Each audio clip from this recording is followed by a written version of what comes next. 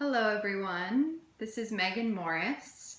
I am here today to talk with you a little bit about how we can alleviate hip pain and soreness during pregnancy. It's a really common thing that we go through when we're pregnant. And there are a few ways that you can relieve it temporarily. There are a few things to know about hip pain so that you can avoid certain poses so you don't make anything worse. But to start, I'm just going to show you a few things you can do at home. If you go to a prenatal class, I'm sure it'll be in your sequence. And if you're a yoga teacher, maybe you can apply some of this stuff in your classes when you have a pregnant woman in your class. So one good thing for hip pain that you don't always think about as being good for it is bridge pose. So you're always looking up in bridge pose, drawing the shoulder blades together, tailbone down and lifting on up. And this can help to stabilize the SI joints, which are the joints on either side of your sacrum and the lowest part of your spine, just beneath your low back. And the reason that this can be helpful is if you are pregnant, immediately, as soon as you conceive, there's a hormone called relaxin that starts to circulate through the body. And it serves a great purpose for labor because it helps to loosen up all of your joints.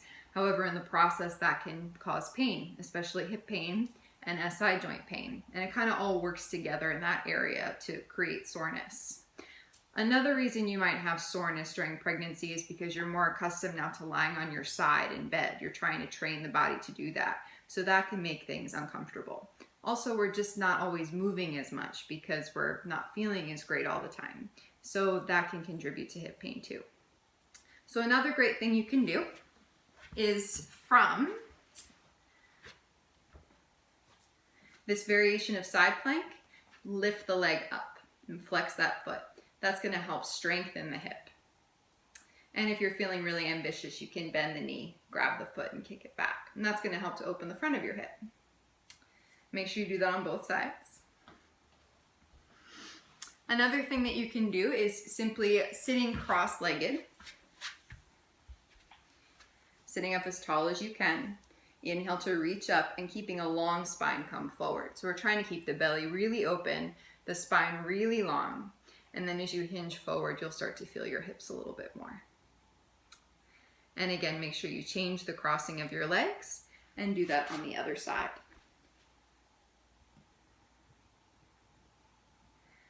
Of course, then we have our standard lunges that you can do standing. You won't be able to see me once I stand up. This is kind of a tough angle. In fact, we can do it on our knees too. Definitely pad your knees when you're pregnant, but as long as your tailbone is down, abdomen back, you can start to bend that front knee and get a good stretch in the front of the hip. Again, both sides. Now, some things that you might want to avoid if you have piriformis syndrome. You want to avoid spending too much time in externally rotating hip openers like this. This might feel really good in the moment, but if you spend too much time or go too deep, you could be in pain later. So this is a good position for opening the hips, especially for labor. But if you have piriformis syndrome, which is kind of like sciatic pain right along back here, you'll want to avoid doing stuff like this too intensely, okay? That also goes for like Warrior Two, Parsvakonasana, things like that. So just a few tips for you to take with you. If you're interested in learning more about how to support pregnant women in your yoga class, I encourage you to take Childlight Yoga's Prenatal Yoga Foundations training. We are coming to the Yoga Loft of Bethlehem in May, and we're also going to Om Baby Yoga in Harrisburg in February. So check us out. Thank you. Namaste.